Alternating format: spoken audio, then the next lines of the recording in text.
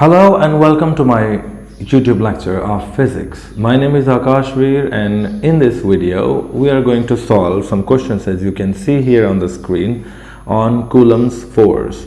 Using Coulomb's law that we know that when there are two charges, when they're kept in this way, कोई charge है यहाँ पर ये Q है Q1 और ये चार्ज है Q2 और अगर उनके बीच में डिस्टेंस है R, so the force of attraction or repulsion it depends on the nature of charge, है ना। अगर चार्जेस क्या हैं, अगर चार्जेस लाइक हैं तो फोर्स क्या हो जाएगी, आउटवर्ड हो जाएगी, there will be repulsion between two charges, and if the charges are same, if the charges are same then there will be a repulsion, and if the charges are not same, एक positive है और दूसरा negative है, then there will be attraction.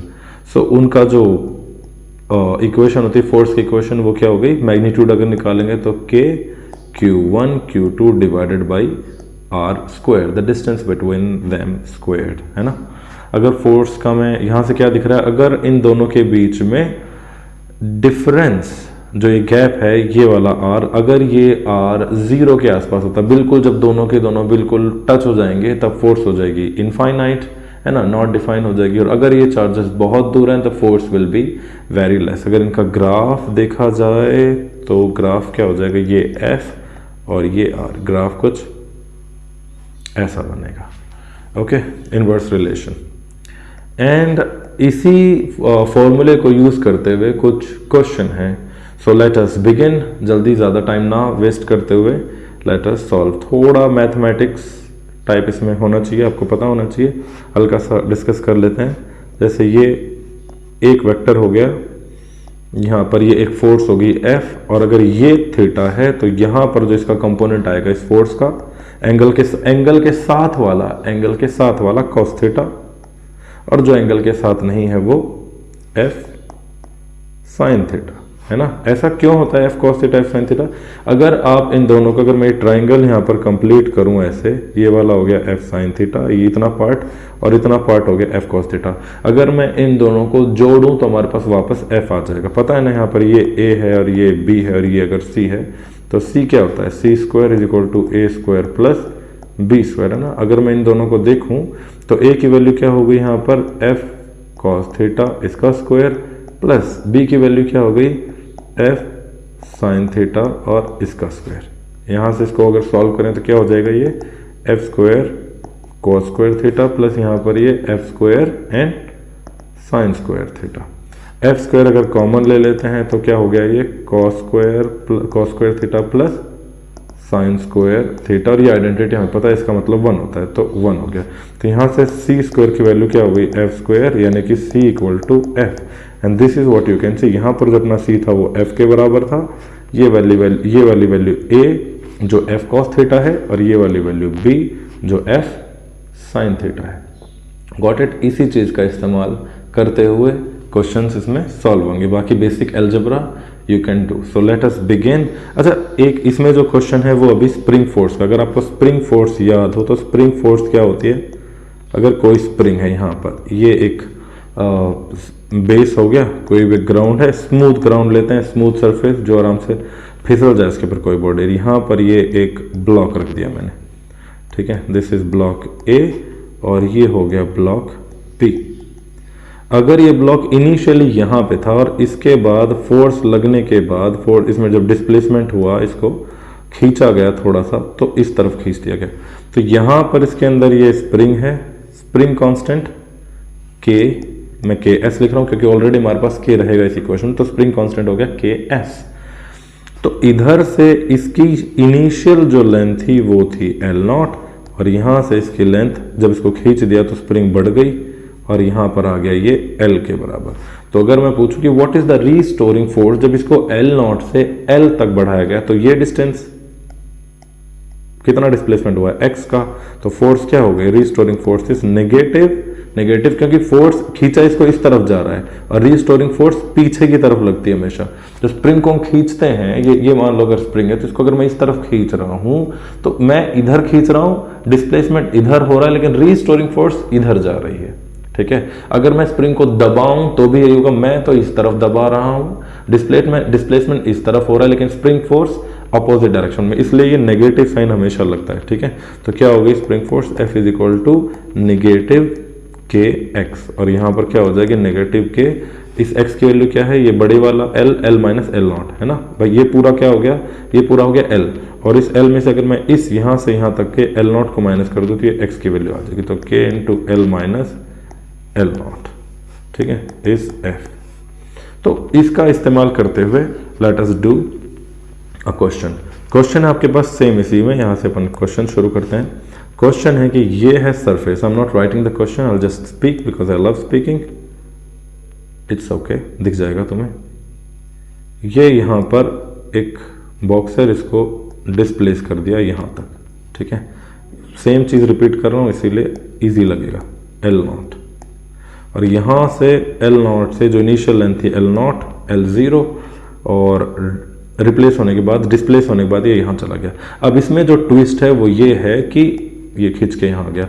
Twist ये है कि जो charge अपना जो ये ए है, ये इसके ऊपर कुछ चार्ज है क्यू, ए के ऊपर चार्ज है क्यू, और ये जो बी है इसके ऊपर भी चार्ज है क्यू, गॉट इट। तो जब इन ये दोनों के ऊपर सेम चार्ज हो गया तो इनके ऊपर क्या लगेगी, रिपल्सिव फोर्स लगेगी, ठीक है।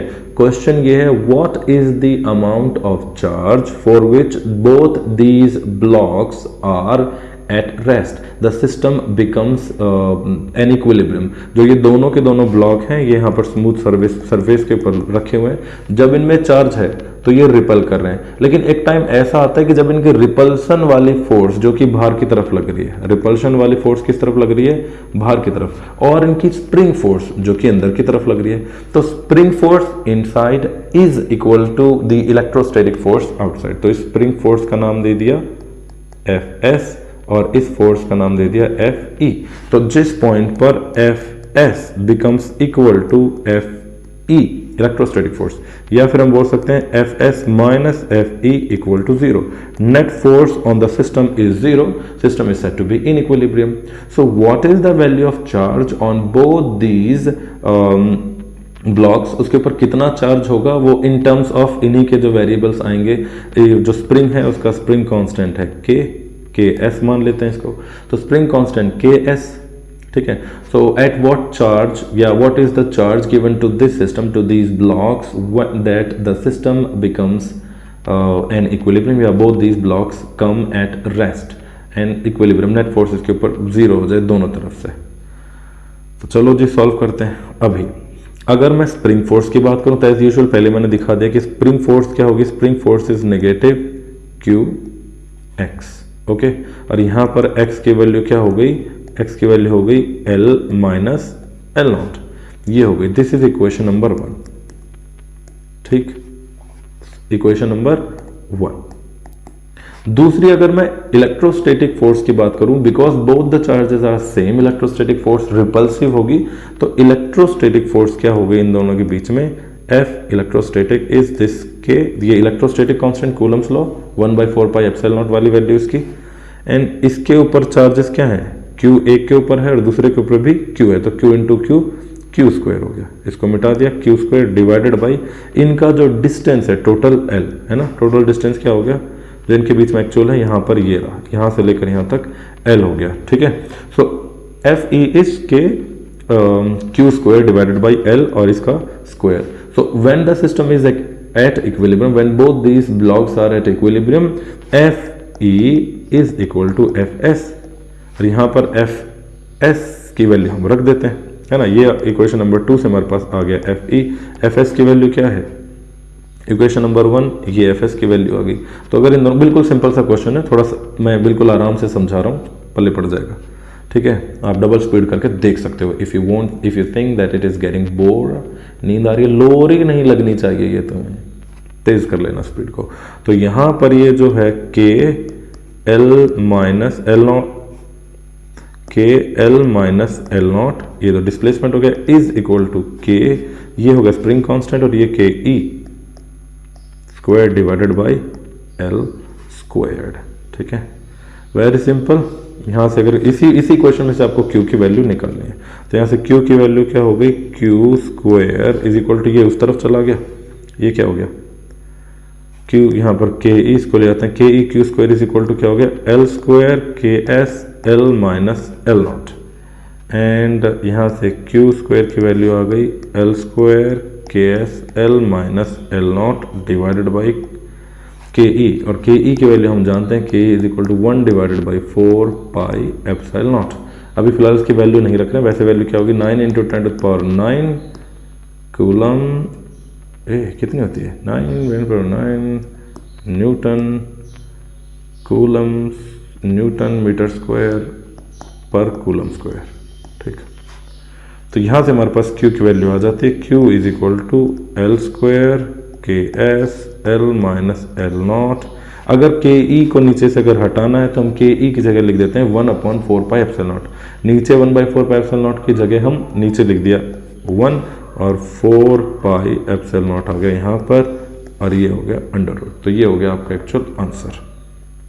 ठीक है, so this will be the value of charge Q required to be given to both these blocks. दोनों के ऊपर K और Q और Q रख देंगे तो इस पॉइंट पर क्या हो जाएगा, वो इक्विलिब्रियम में आ जाएगा। बाकी सब चीज़ें K है, सब चेंज नहीं कर सकते, लेंथ उसमें अपने आप आएगी भाई, जितनी लेंथ थी उससे इतना डिस्प्लेस हो रहा है। ठीक है, ये हो गया question number 1। Okay, let us begin with question number 2। क्या है क्वेश्चन नंबर 2? इसमें दो चार्जेस हैं। दिस इज क्वेश्चन, ये मैंने लास्ट लेक्चर में भी करवाया था, क्वेश्चन नंबर 2 लास्ट लेक्चर में करवाया था, बट थोड़ा सा इधर उधर हो गया होगा। ये एक चार्ज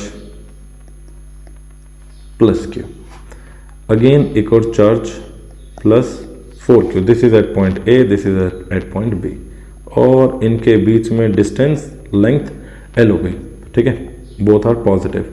तो इन दोनों के बीच में what is the point between these two charges where the force on a third charge becomes 0 and the system again is in equilibrium.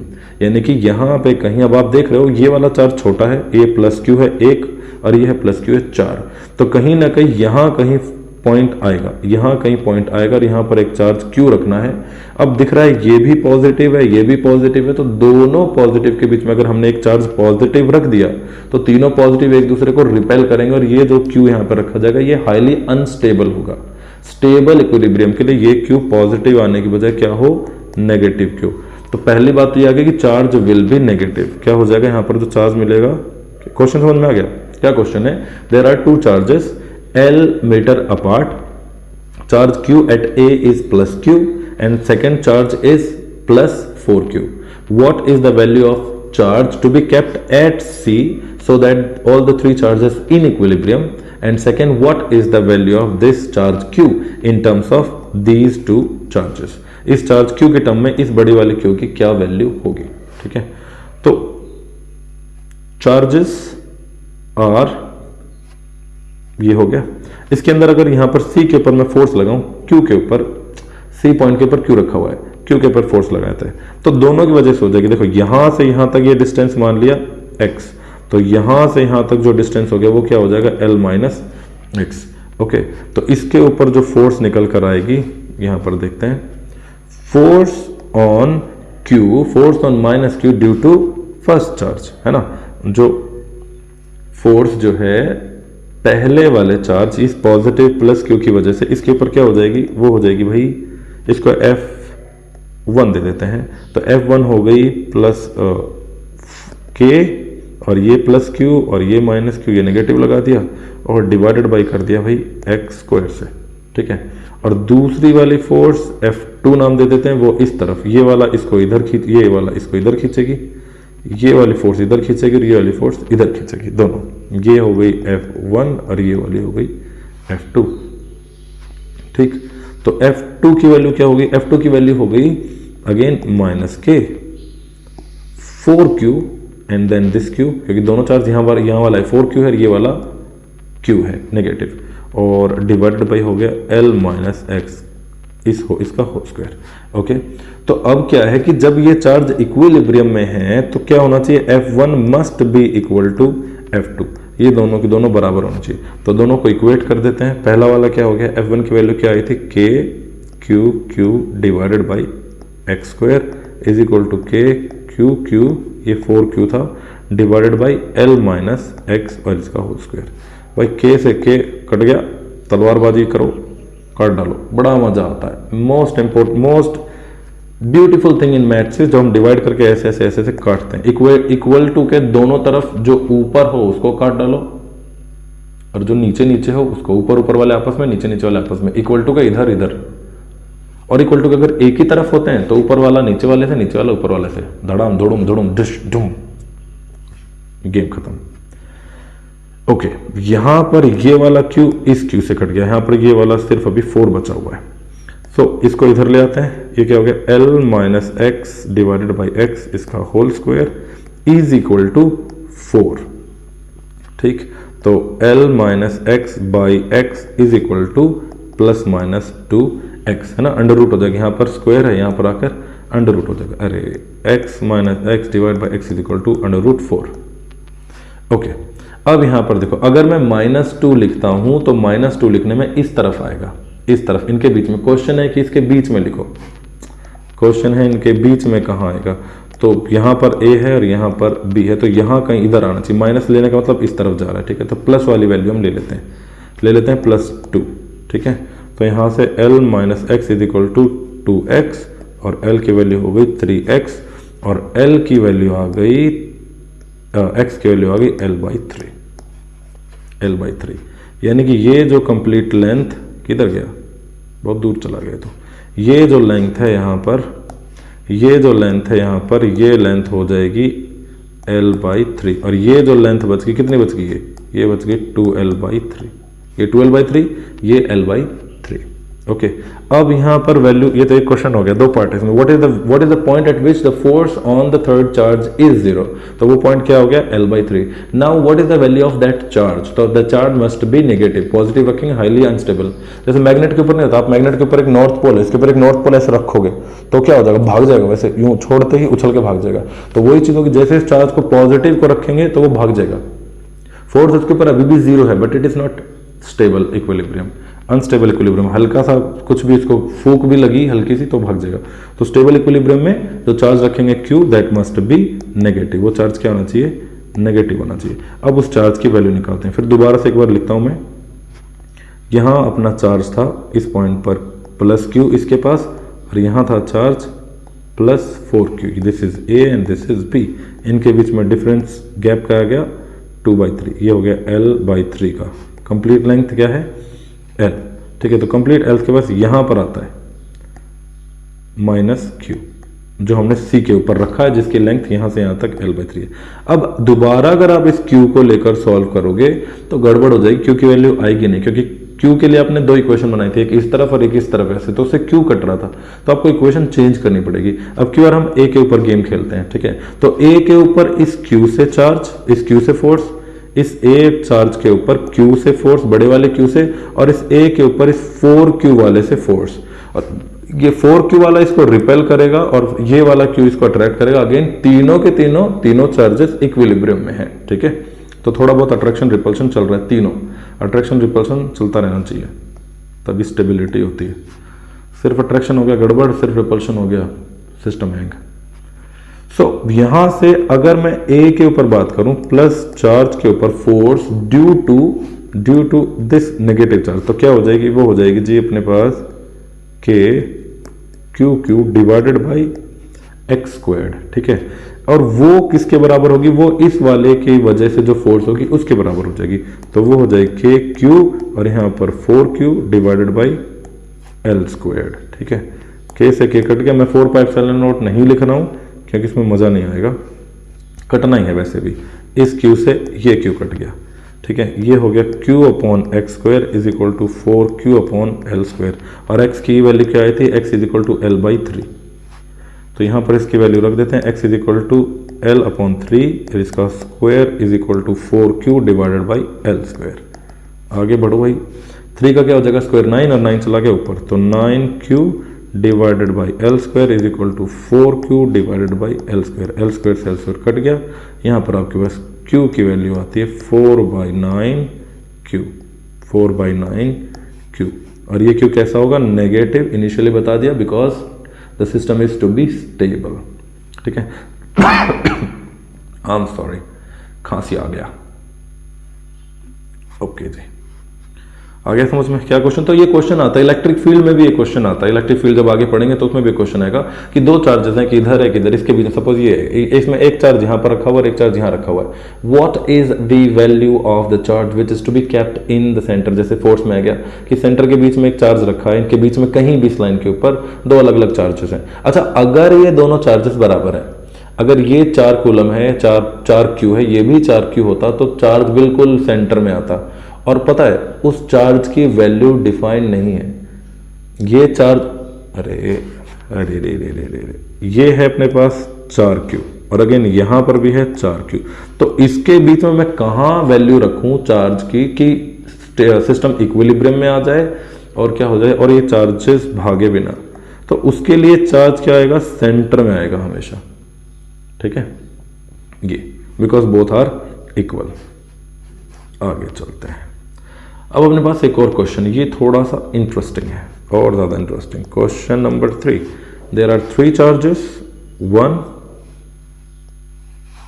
This is 2, this is 3। इनकी लेंथ है यहां से L and this is also L.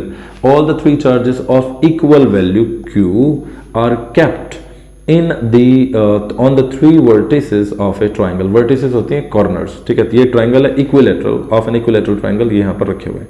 इसको बोल दिया A, इसको बोल दिया B और इसको बोल दिया C।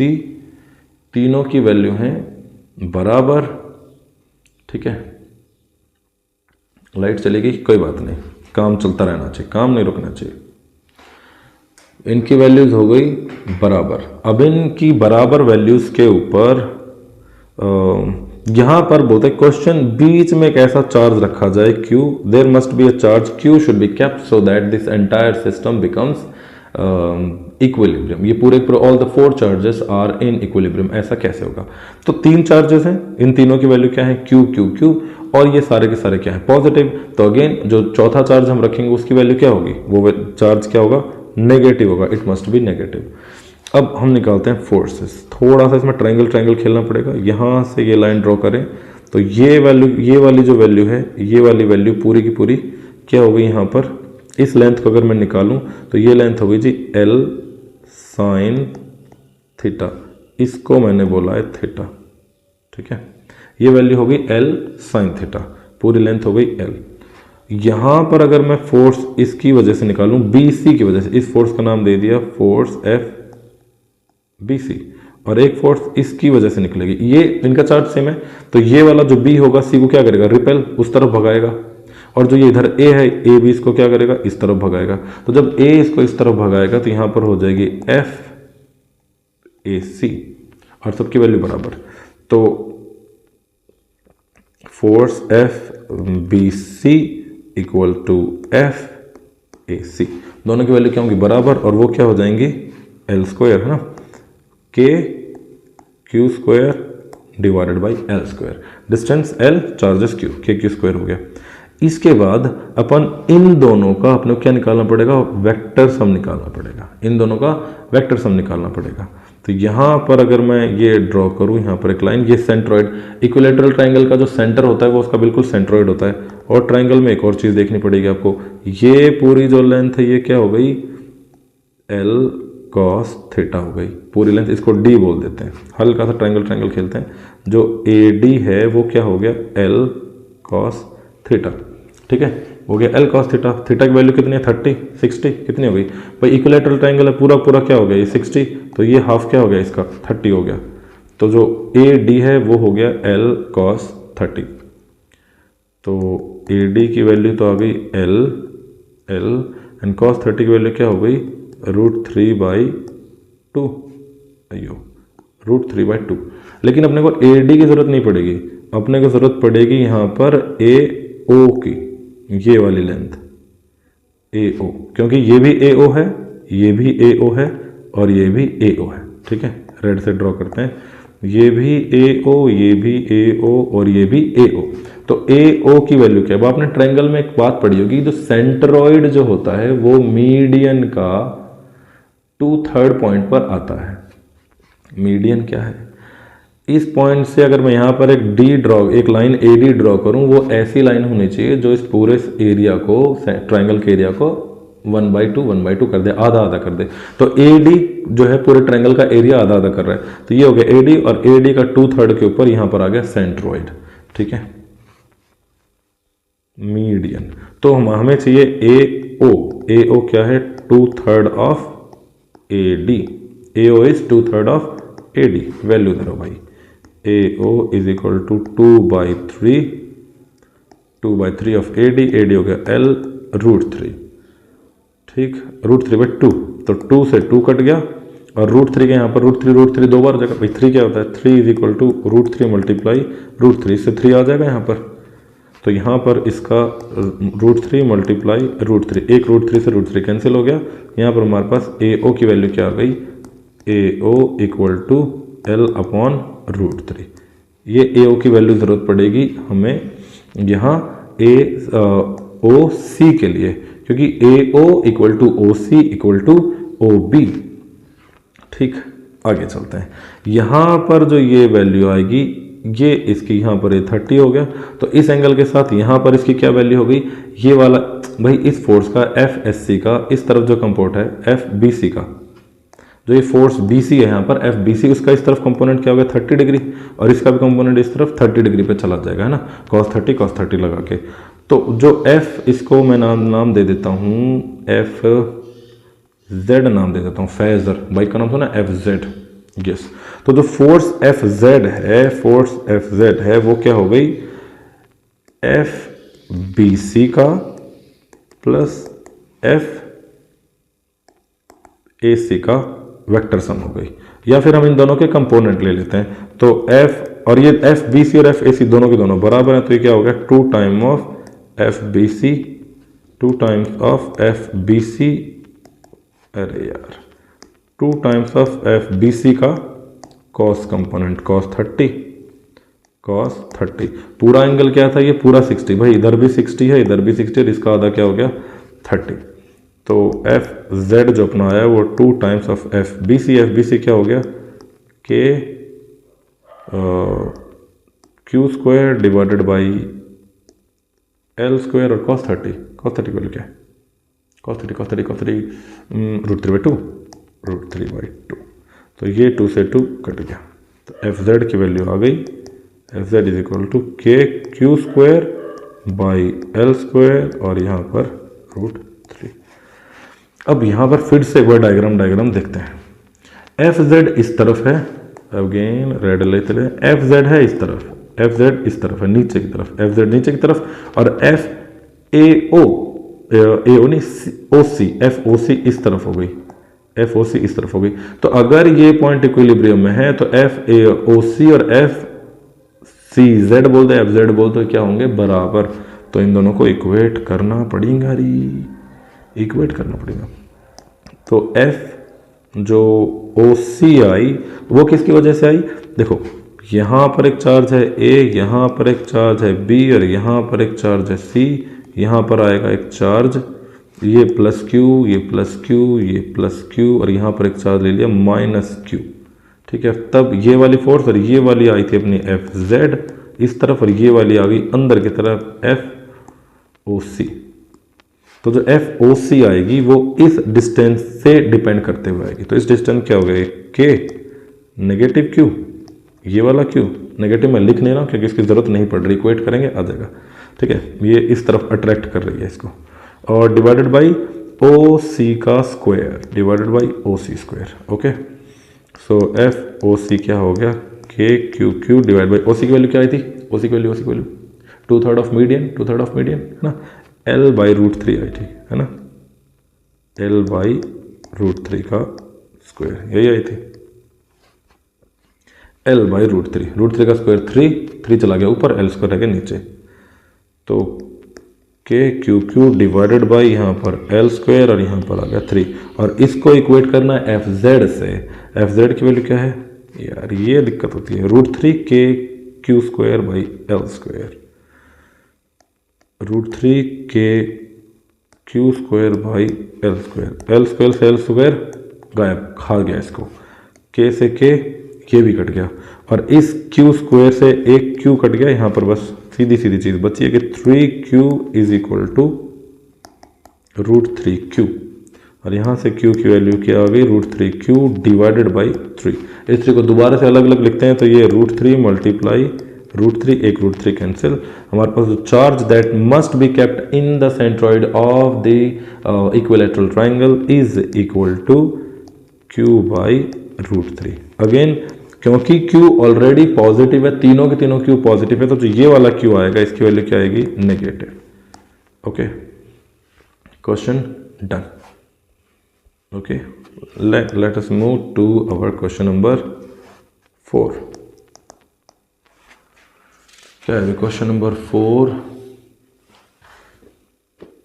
क्वेश्चन नंबर 4 ये भी मज़ेदार है। ये देखो क्वेश्चन नंबर 4 में क्या है, ये है question number 4। This is a surface, इससे एक L लेंथ का एक बॉब बांध दिया। Okay, A Bob is tied to a string of massless. A bob of mass m is tied to a string of length L, zero mass, जिसको मानते हैं ideals. यहाँ पर एक और string again of mass m and this is length L। ये distance इसको मान लेते हैं हम, कुछ भी मान लो, r मान लेते हैं फिलहाल के लिए। ये पॉइंट यहाँ पर इसको बोल दिया O, इसको बोल दिया C। अब अगर इस मास की बात करें, इसमें भी क्वेश्चन ये है कि what will be the value of charge when both these charges are at equilibrium. ये है बॉडी A, चार्ज Q, ये है बॉडी B, चार्ज इसका भी Q है।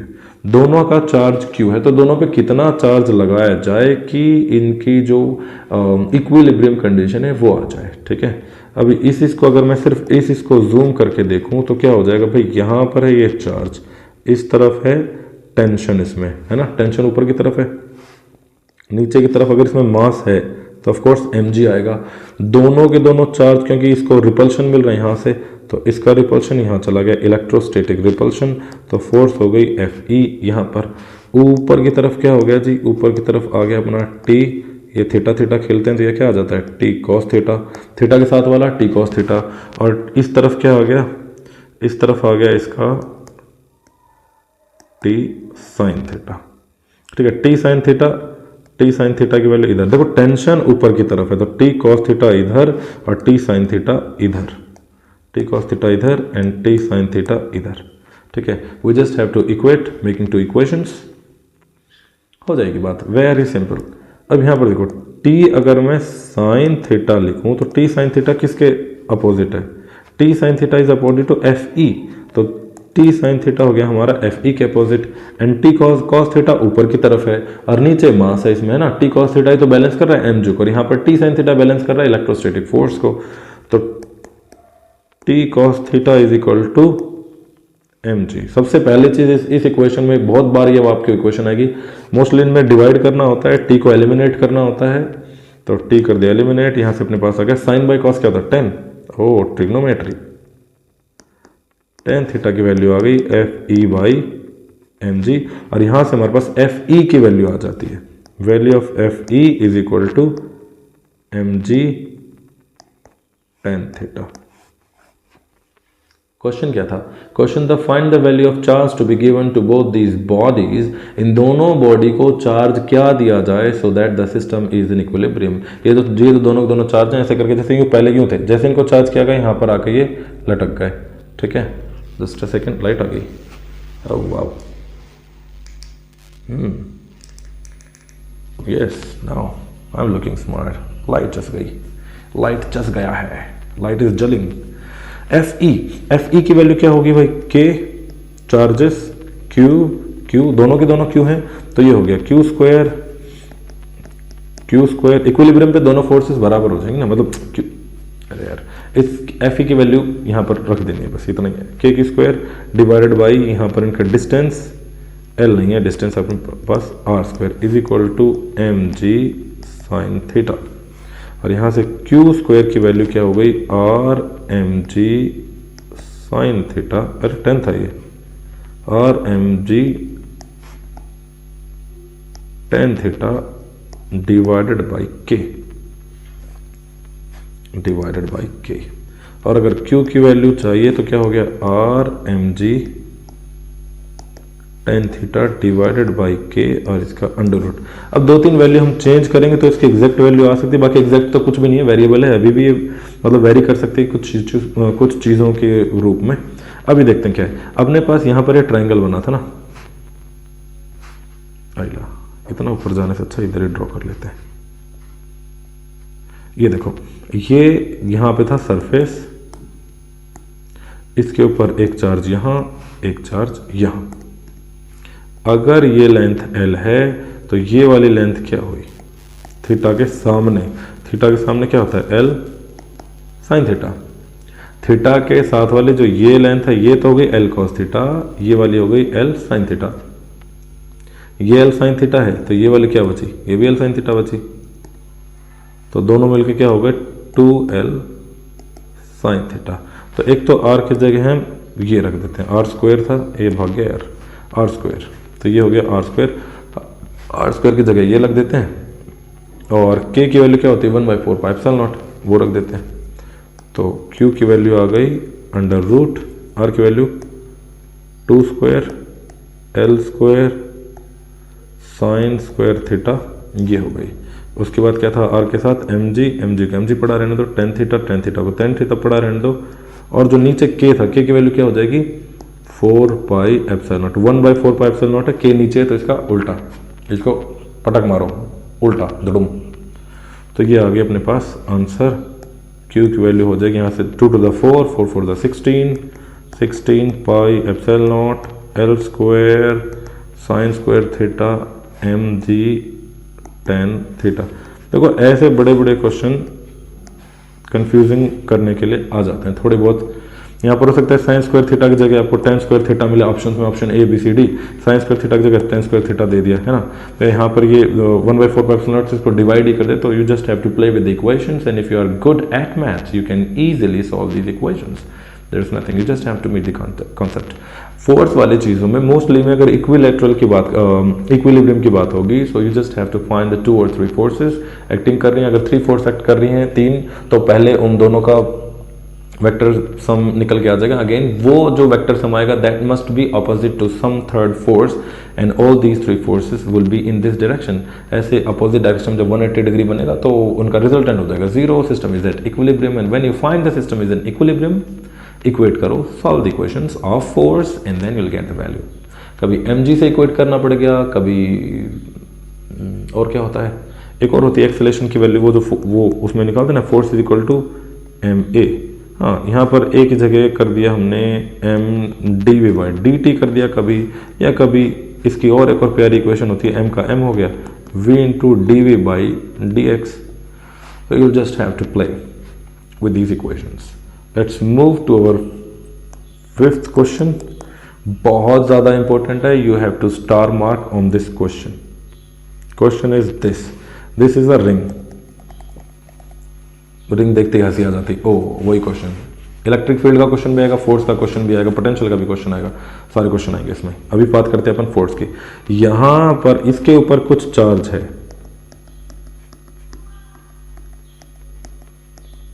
ठीक है, और यहां पर हमने एक चार्ज रख दिया, क्यों, नेगेटिव। ये पॉजिटिव है, ये नेगेटिव है, तो ऑफ कोर्स अट्रैक्ट हो रहा है। देखते हैं अब इस में क्वेश्चन ये है, there is a ring of radius a with a charge q with its charge. There is a ring of radius a having a charge q, positive charge, and then there is a charge q. It is kept at a distance x. Force निकालो, of course force तो calculate हो जाएगी. The question is prove that या show that the movement of this charge q, क्योंकि देखो charge यहाँ पर freely रखा हुआ है तो this will move, यहाँ भागेगा. show that the movement of this charge is an oscillatory motion. थोड़ा टफ हो गया, it's okay. Let us play a game of these variables and we'll get the value.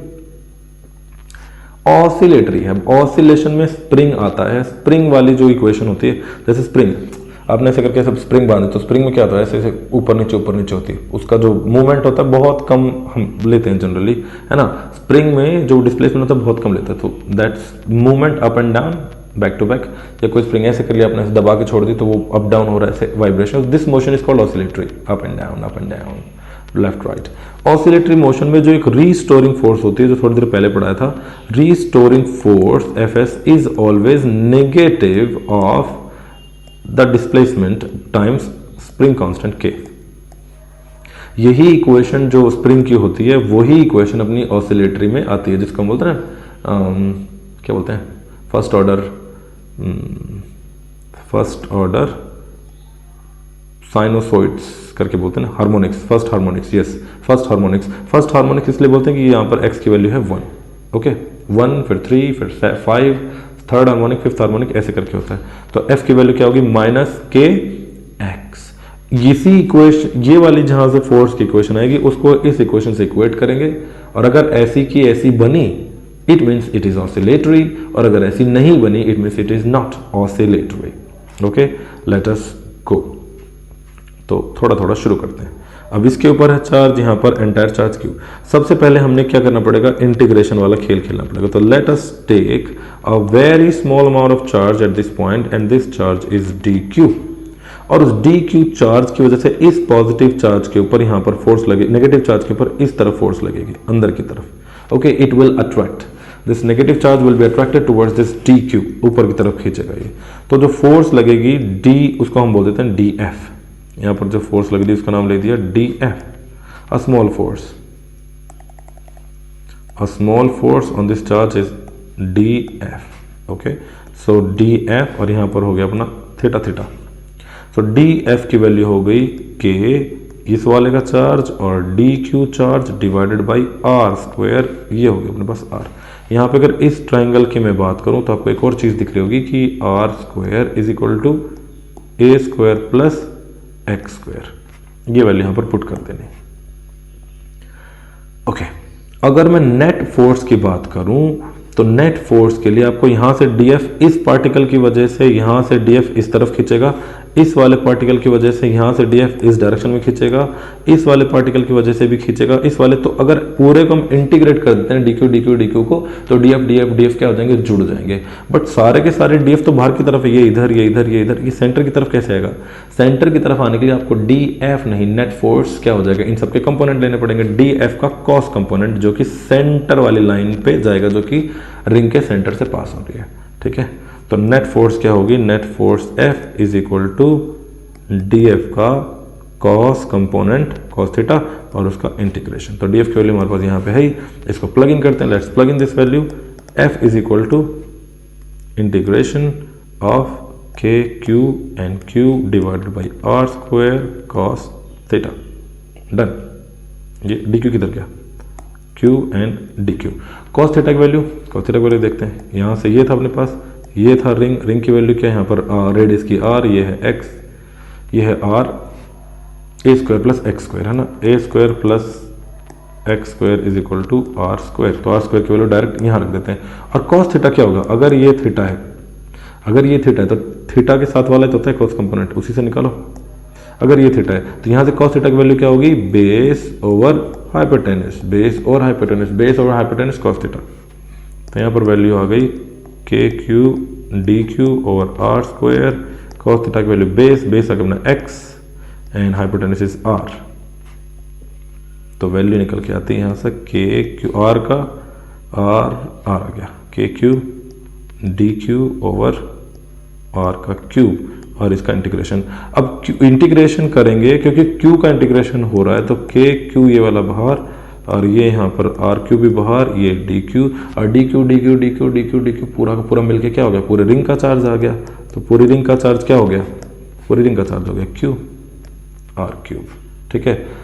अब यहाँ पे जैसे ही हम आर की वैल्यू प्लग इन करेंगे हमारे पास यहाँ पर फोर्स निकल कर आ जाएगी, एक्स एक्स भाग गया भाई, एक्स भाग गया, एक्स की वैल्यू रख रहे थे ना, cos theta X by R, ये एक्स गया, तो यहाँ पर एक्स, यहाँ पर भी एक्स और यहाँ पर भी एक्स, ठीक है।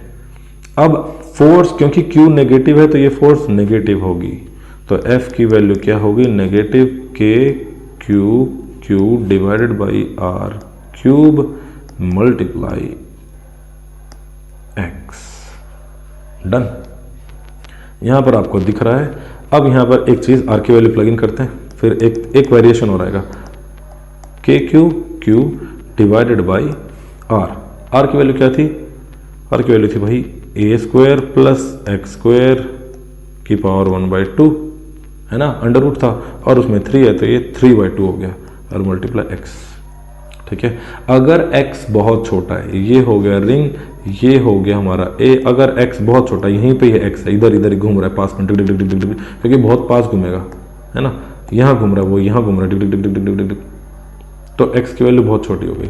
और x की वैल्यू बहुत छोटी हो गई तो ये वाला कंपोनेंट हम गायब कर सकते क्योंकि x का भी स्क्वायर हो गए बहुत, 0.02 है, उसका स्क्वायर करो क्या हो, 0.0004, बहुत ही छोटा हो गया। बहुत ही छोटा कोई इज्जत नहीं है इस दुनिया में, इसलिए बड़े बनो, निगलेक्ट कर देते हैं बहुत ही छोटे को। के Q divided by A square, उसके ऊपर पावर 3/2, तो 2 से 2 कट गया, ए क्यूब, यहाँ पर x, तो यहाँ पर हमारे पास f की वैल्यू आ गई माइनस के Q divided by A cube into x. यही था अपना जादू कि ये जो वैल्यू है k के बराबर आ गई। This is what you see if you compare this equation with minus के एक्स, यहाँ से देखो इसके k के बराबर है, k से k कट जाएगा, ये वाला स्प्रिंग कांस्टेंट वाला k है, माइनस से माइनस कट गया, तो जो स्प्रिंग कांस्टेंट k है उसकी वैल्यू आ गई K Q divided by A cube. So it is prove that oscillate करेगा। ये रिंग है, इस रिंग में यहाँ चार्ज है, वो चार्ज, ये रिंग पॉजिटिवली चार्ज है, चार्ज नेगेटिव है, ring is positively charge and charge is negative, तो वाइब्रेट करना शुरू कर देगा, ऑसिलेट करेगा। और जब ऑसिलेशन बहुत ही ज्यादा छोटे हैं तो वाइब्रेशन, ठीक है। अब एक और क्वेश्चन इसमें कि what will be the time period of the oscillation of this. Oscillation का टाइम पीरियड निकालना पड़ेगा। तो देखो टाइम पीरियड के लिए आपने एक इक्वेशन पढ़ी होगी, time period t is equal to 2 pi under root mass के डायरेक्टली प्रोपोर्शनल होती है, लेंथ के inversely proportional, m by M, अरे यार k स्प्रिंग कांस्टेंट के इनवर्सली प्रोपोर्शनल, जो रिस्टोरिंग फोर्स का जो कांस्टेंट होता है उसके इनवर्सली प्रोपोर्शनल। देखो ये स्प्रिंग है, ये जितनी ज्यादा टाइट है, ये जितनी ज्यादा टाइट है उतना टाइम कम हो जाएगा, धीरे जाएगी धीरे आएगी। मास जितना ज्यादा मास है उतनी धीरे जाएगी उतनी धीरे जाएगी, ठीक है। स्प्रिंग कांस्टेंट जितना बड़ा है तो टाइम पीरियड कम, मास जितना ज्यादा है तो टाइम पीरियड ज्यादा, मास के directly proportional and spring constant के इनवर्सली प्रोपोर्शनल। तो ये स्प्रिंग कांस्टेंट की वैल्यू यहां दर तो आ जाएगा, गेम खत्म। t is equal to 2 pi under root m divide में नीचे वैल्यू रखनी है, नीचे रखेंगे तो क्या हो जाएगा, के क्यू नीचे a ऊपर, के क्यू नीचे और a क्यूब ऊपर। अब आप चाहो तो इसमें k की वैल्यू रख सकते हो, ये कौन सा इलेक्ट्रोस्टैटिक वाला k था जिसकी वैल्यू होती है 1/4 पाई एप्सिलॉन नॉट, 1 नीचे, उसके नीचे 4 पाई एप्सिलॉन नॉट और नीचे वाली चीज और ऊपर आ जाएगी। तो t is equal to 2 pi under root 4 pi epsilon naught m a cube divided by q and q. This will be the time period where a is the radius of that ring. तो radius के ring के radius पे भी depend कर रहा है, उस charge पे भी डिपेंड कर रहा है। अब देखो यहाँ पर क्या क्या चीज देख सकते हो, जितना ज्यादा चार्ज होगा टाइम पीरियड उतना कम होगा, है ना। मास जितना ज्यादा होगा टाइम पीरियड उतना ज्यादा हो सकता है, डायरेक्टली प्रोपोर्शनल, आगे स्क्वायर के टर्म्स में आ रहा है, और रेडियस जितनी ज्यादा होगी टाइम पीरियड उतना ज्यादा, ठीक है। सो ये थे आज के 5 question. I hope this 5 time भी हो गया। So let us enjoy. If you like this video press that thumb icon, वो जो होता है ना साइड में से टुचुक, and then share with your friends. Keep watching, I will be uploading more lectures, और इसके लेक्चर्स पूरे के पूरे चैप्टर के और आगे भी और कोशिश करते हैं करने के लिए। And just don't worry, enjoy with your big starting new beginning. Okay, thank you very much for watching. Have a good time ahead.